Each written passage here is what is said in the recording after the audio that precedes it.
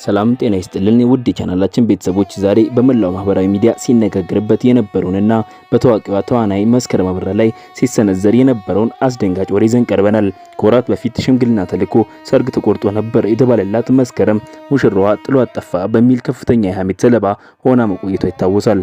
ሆኖም ግን በትናንትናው ዕለት በሰይፉ ሾው ቀርባ እውነታውን ፍርጥ አድርጋ ተናግራለች። ያለፉት ጥቂት ወራት ለመስከረም ቀላል አልነበሩም። በትልቅ ሚዲያዎች ሳይቀር አስረግዞ ጥሏት ጠፋ የሚሉ ከእውነታ የራቁ ስብናን የሚነኩ ዘገባዎች ሲሰራጩ ነበር። መስከረም ይህንን አስመልክታ ስትናገር ያ ተራ ወሬ ከእውነት የጸዳ ቅጥፈት ነው ስትል በቁጭት ምላሽ ሰጥታለች። ትዳሯ ፈርሷል በሚሉ አካላትም ቤቷ ቁጭ ብላ ስትስቅ እንደነበርም ተናግራለች። መስከረም በትዳር ህይወቷ ዙሪያ የነበረውን ጭጋግ እንዲህ ገልጠዋለች። የትዳር አጋሯ ቤተሰቦች በውጭ ሀገር የሚኖር በመሆናቸው እነሱን ለማሳተፍና ጊዜያቸውን ለማመቻቸት ሲባል ብቻ የሰርግ ስነ ስርዓቱ ለተወሰነ ጊዜ መራዘሙ አረጋግጣለች። አሁን አብረው ናችሁ ለሚለው ጥያቄ ደግሞ በአሁኑ ሰዓት ከባለቤቷ ጋር አብረው እየኖሩ እንደሚገኙና በትዳሯ ፍጹም ደስተኛ መሆኗንም መስክራለች።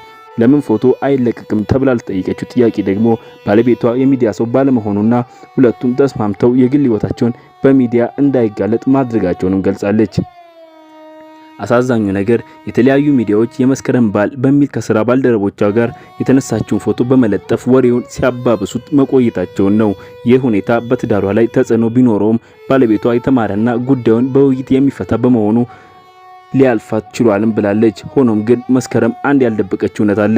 በቤተሰብ በኩል ትልቅ ግራ መጋባትና ስጋትን ተፈጥሮም ነበር ብላለች።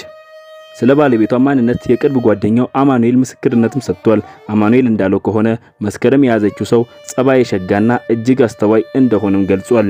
እኛም ለመስከረም አበራ መልካም የትዳር ህይወት እንዲሆንላት እንመኛለን። ከዚህ ታሪክ የምንማረው ትልቁ ቁም ነገር ያልተጣራ ሐሜት በሰው ህይወትና ስነ ልቦና ላይ ምን ያህል ከባድ ተጽዕኖ እንደሚፈጥር ነው።